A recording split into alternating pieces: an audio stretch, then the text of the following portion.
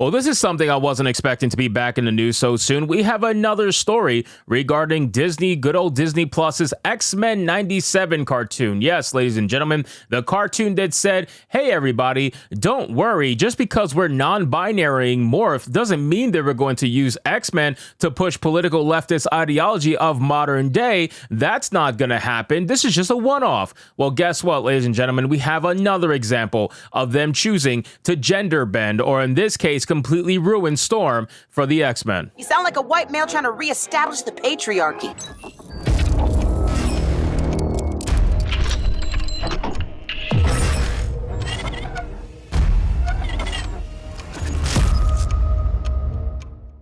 So this article reads from Phantom Pulse, Marvel reveals a gender-bending masculine redesign for Storm for the Disney Plus X-Men 97 cartoon. And oh my fucking God. Peter, I need you to hold my ears. Wow. I mean, what? Why? I don't even know. Why do I even do this anymore? Like, what is this? Why are you gay? What is this creature? Are you? This is why we like Eastern content. Do you guys like get this? What the fuck is this? Okay, what is this absolute linebacker for the NFL going on over here? Why are we doing this to Storm? Why? I really just, man, you know, why? Sometimes I really wonder. Let's just get into this article, guys, from Phantom Pulse. But of course, before we do, if you are new here, just consider hitting that subscribe button. I would greatly appreciate it, and like the video to push us out into that YouTube algorithm.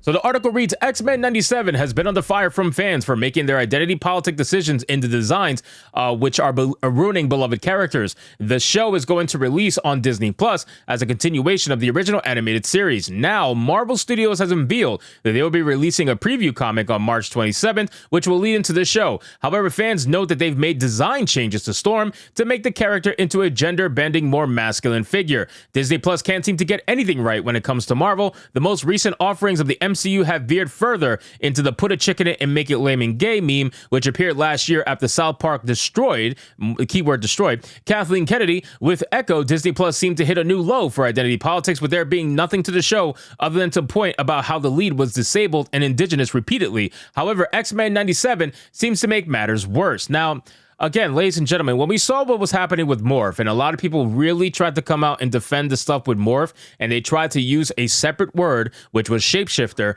and they tried to use that word to justify non-binary as a title for Morph, which is ridiculous again, but still, we know why they did it. We know, everybody truthfully knows why they made that change to Morph. It's not because it made sense for the character. It's not because it is supposed to be that way. No, they did it because they want to push leftist ideology, and they're using X-Men to do it. And they love to do this false narrative about how X-Men was always supposed to be woke. There is literally videos out there of Stan Lee saying that this was never meant to be the intent of X-Men. You guys can go find it yourselves, but a lot of people online refuse to acknowledge those videos and refuse to acknowledge what Stan Lee actually said about X-Men. They want to hold on to straws. They grasp at straws, and this is the straw that they're holding on to about X-Men being about identity politics.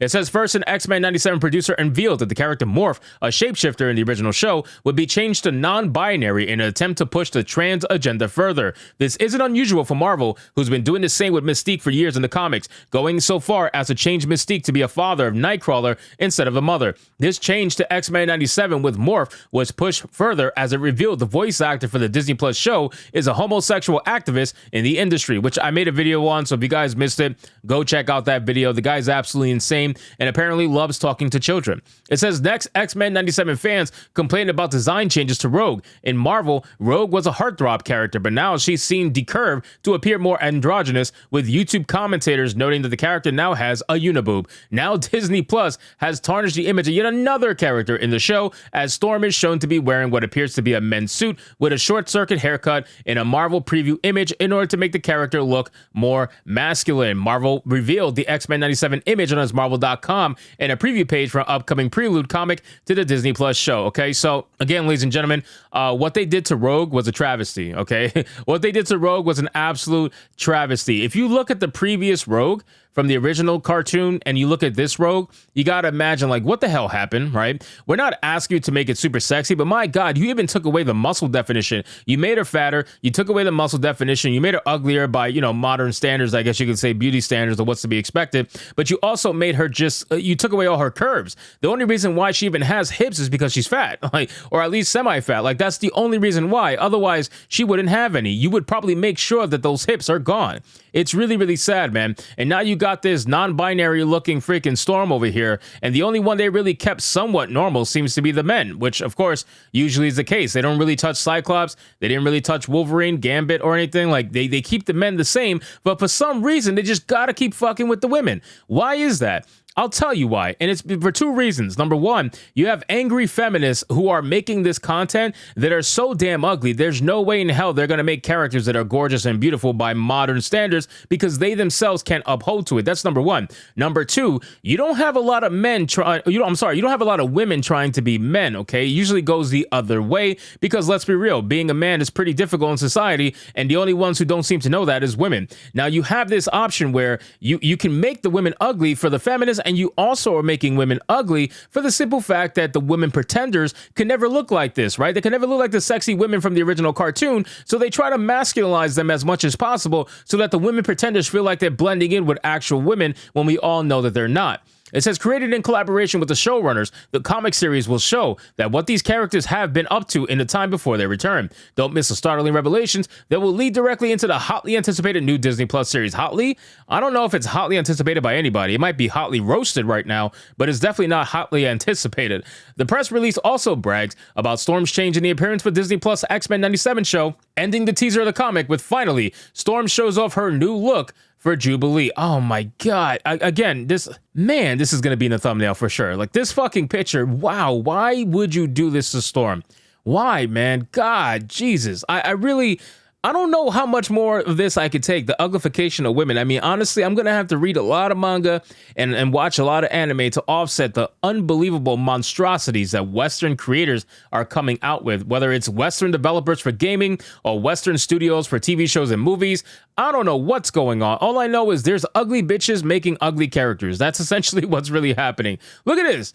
Look at that neck. I mean, Jesus Christ, look at the collarbone. This woman this is not a woman. This is 100% trans person, without a doubt. The new look seems intended to push gender bending on X-Men 97 even beyond what we've seen with Morphin Rogue. Disney Plus Marvel shows have pushed the boundaries of identity politics and sexuality to new lows with each series, and this Marvel animated show appears to be no different in what they're trying to do. Fans can only hope that Marvel won't retcon Storm to be gay for X-Men 97 in a final insult to people who enjoyed the original cartoon. Well, truth be told, they probably will. I mean, look at her. They probably will retcon her into being LGBTQ. And the more characters, the more main characters, I should say, that they can retcon into LGBTQ, the better it would be for them. They're going to want to showcase this as much as possible and raise their ESG scores. So that's the way they're going to get their diversity. They know that you already have the person of color, right? They made her dark as hell, which again, it's Storm. It's to be expected. But this is going to be the way that they include more diversity for a character that's technically